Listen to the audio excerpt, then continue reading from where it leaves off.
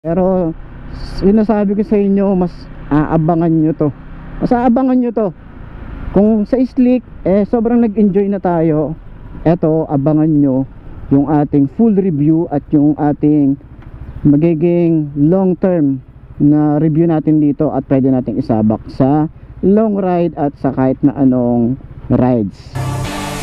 I was born to be a fighter, had these dreams and desires. I would be something better, energy, got a fire in my soul to keep burning, a pain that keep hurting, a curse is emerging, feel the thirst, keep on working, I won't stop, I won't quit, to the top of this shit, I get lost in the work, sweat dripping, not a bitch, I get mad. Okay, unang sampah. Anong motor to, boy? Ganda naman ito, oh. Ganda ng dashboard, oh. Ganda ng mga switches, oh. Sheesh! Uy, umiilaw yung ating ignition dito, oh. Napaka-premium naman nung datingan dito sa switches niya. Switches tuloy. Sa ignition niya. Sheesh! Takpan natin. Hindi niya malalaman. Secret. Oh, ayan, oh. Ganda, boy. Oh. Tapos, isa nga pala to sa pangalawang hybrid ni FKM. So, on natin yung ating hybrid, no? Dahil meron siyang mode P1, ibig sabihin nun, hybrid na siya. Meron kasi yung dalawang mode. Yung isa, P0, at yung isa naman, P1. Ayan. So, may traction control, dual ABS. Tingnan nyo naman yung panel neto, no? Ayan, pakita ko muna sa inyo yung mga panel. Ang makikita natin dito, engine check, ABS, battery, okay, kilometers per liter. Oh, makikita nyo rito. Clock, RPM, side by side, speedometer, P1 or P0, and then ready. Dito naman yung kanyang temperature, dito yung fuel. Yan, so trip 2, naka-trip 2 tayo, tapos kilometer dito. So, ayan, makikita rin natin dito yung front and rear ng kanyang, ang tawag doon, tire pressure. Ayan. So, naked handlebar, no? Start natin. Uy, napaka-smooth, boy. Smooth lang. Okay. Tingnan natin. Okay. Uy, naka-ready, oh. Uy, iba yung hatak nito. Uy. Oh my god. Uy. Oh, sheesh. Grabe ba, boy? Uy. Natin dito. Oh. Uy. Uy, ganda. Tapos, yung kanyang braking system sa harap, medyo delay. Natin, ah. Uy. Sa likod. Uy, ganda. Uy, may ABS. Kumakagat agad yung ABS, boy. Ganda, boy. So, sana hindi tayo maubusan ng gas. Nagbe-blink siya, boy. O, dito lang para di tayo magtulak. Ganda nung hatak. Yung ating, try natin yung, uy, sarap naman ito yung maneuver. Napaka-smooth. Compare kay Slick, mas mabait yung kanyang arangkada, pero merong ano, oh, grabe yun, grabe yung hatak na ito, kakaiba.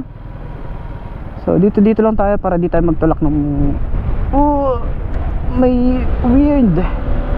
Ganda naman.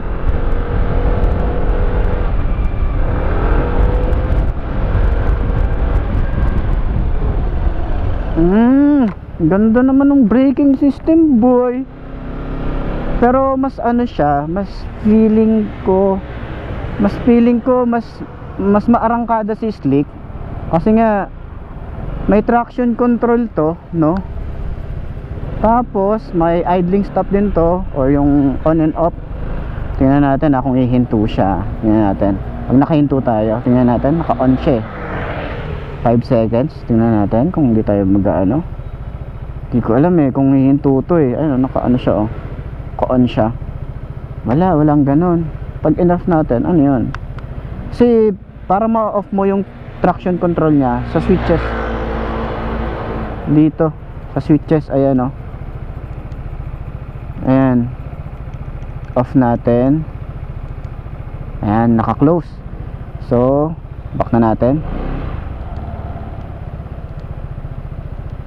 In-on ulit natin. Ulit. Naka-on eh. Ayan. So, close natin. Iyon. In-off natin. So, tingnan natin kung may pagbabago.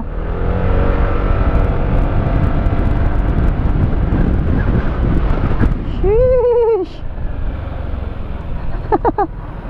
Ganda naman eh ito. Nakaka-inlove naman tong motor na to. Akala ko si Slick eh. Si Slick kasi kakaiba si Slick.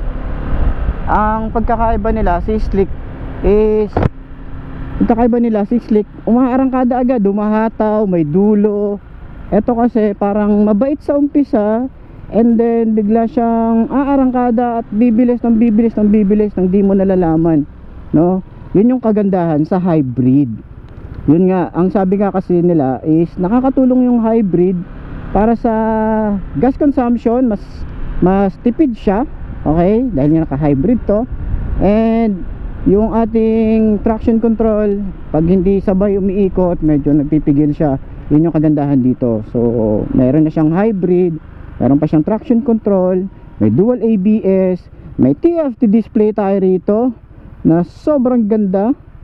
Maliit lang siya, siguro mga ilang inch to. Siguro 5 inch. Mga ganon, parang sa Falcon. Pero yun na nga, maganda yung motor, no? Excited ako sa inyo mapakita to, yung motorcycle na to. Pero sa ngayon, ito lang muna yung ating mapapakita, yung ating, itong harap na to. Okay? Pero sinasabi ko sa inyo, mas aabangan nyo to. Kung sa Slick, sobrang nag-enjoy na tayo. Eto, abangan nyo yung ating full review at yung ating magiging long term na review natin dito, at pwede nating isabak sa long ride at sa kahit na anong rides. So sa ngayon, ito lang muna ating mabibigay ngayon, no? Bibitinin ko muna kayo. Okay, balik na natin to. Gusto ko rin yung ano dito, extension ng paa. Diba? Sa ngayon, ganyan. Ito muna yung mapapakita natin. Tingnan nyo naman yung dashboard nyo, oh. Meron siyang parang carbon fiber finish dito. Napakaganda, boy.